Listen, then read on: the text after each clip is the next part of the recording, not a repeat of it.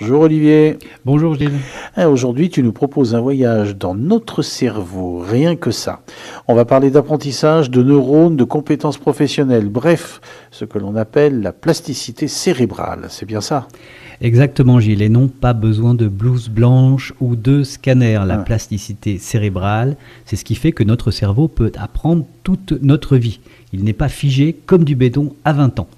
Il évolue, se réorganise, crée de nouvelles connexions en permanence. Et ça, c'est une excellente nouvelle pour tout le monde, surtout dans un monde professionnel qui change tout le temps et dans lequel nous avons besoin d'évoluer et de nous adapter en permanence et parfois rapidement. C'est déjà ce que disait Charles Darwin dans sa théorie de l'évolution. D'accord, mais concrètement, qu'est-ce que ça veut dire cette plasticité? C'est quoi qui bouge là-dedans? C'est une bonne question. La plasticité cérébrale, c'est la capacité de notre cerveau à se modifier physiquement en fonction de ce qu'on vit, de ce qu'on fait et surtout de ce qu'on apprend. À chaque nouvel apprentissage, notre cerveau crée ou renforce des connexions entre ses neurones, ce qu'on appelle les synapses. Imagine un réseau routier. Au début, c'est un chemin de terre, puis à force de passage, ça devient une autoroute neuronale. C'est joli comme image. C'est valable à tous les âges, ça? Même passé 50 ans, ou alors la mise à jour, c'est fini? Non, pas du tout.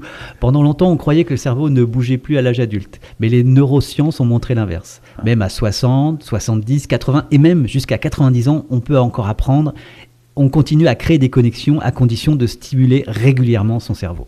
Ce qui est surprenant, c'est le nombre de connexions possibles. Par comparaison, le réseau Internet mondial possède 100 000 milliards de connexions entre ses pages web.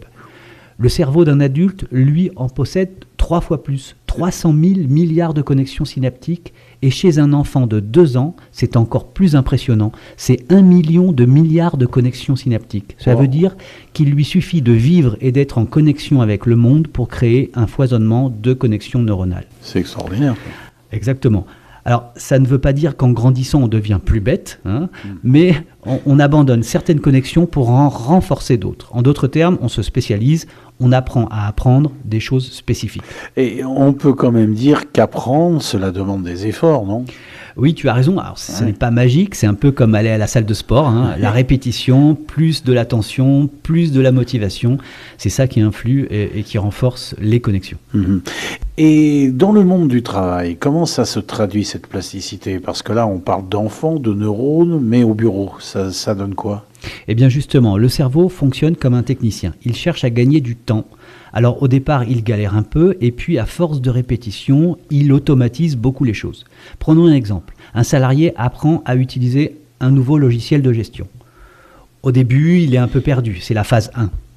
Puis il comprend qu'il ne sait pas faire, c'est la phase 2. Ensuite, il commence à maîtriser, mais en se concentrant à fond, c'est la phase 3. Et enfin, ça finit par devenir fluide, naturel et automatique, c'est la phase 4. Ce sont les 4 phases de l'apprentissage. La phase 1, on l'appelle II. Alors II, ça veut dire inconsciemment incompétent. Ça veut dire en gros, je ne sais pas que je ne sais pas. Voilà. Donc généralement, quand on est dans cette phase-là, on ne fait pas grand-chose, on ne bouge pas. La phase 2, et c'est la plus importante, c'est CI. Ça veut dire qu'on est consciemment incompétent. Donc je sais que je ne sais pas. Donc là, ça m'oblige à bouger ou à apprendre. La phase 3, c'est CC.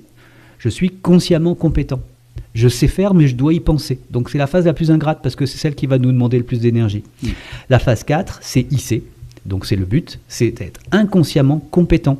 Donc je sais faire et je le fais sans même y penser. C'est comme apprendre à conduire, à prendre la parole en public ou à manager une équipe, ça finit par être automatique. Donc, quand on galère au début, c'est juste une étape normale dans la construction du cerveau. Oui, exactement. C'est le passage obligé. Le cerveau déteste l'erreur, mais il apprend grâce à elle. Il a besoin de temps, de répétition et d'un environnement qui autorise l'apprentissage sans jugement. Et mieux on est accompagné, plus le cerveau se sent en sécurité et plus il crée de nouvelles connexions. Donc pour développer des compétences, il faut du temps, de la pratique régulière, du feedback pour pouvoir progresser et de la bienveillance. Et donc pour les entreprises, tout ça, c'est pas juste un sujet de formation finalement. Non, c'est bien plus que ça, c'est une culture adoptée, celle de « j'apprends en continu ». Parce que les compétences de demain ne sont pas encore toutes connues. Mais si une entreprise sait créer un environnement où les gens peuvent apprendre, se tromper, progresser, alors elle reste agile, vivante et humaine.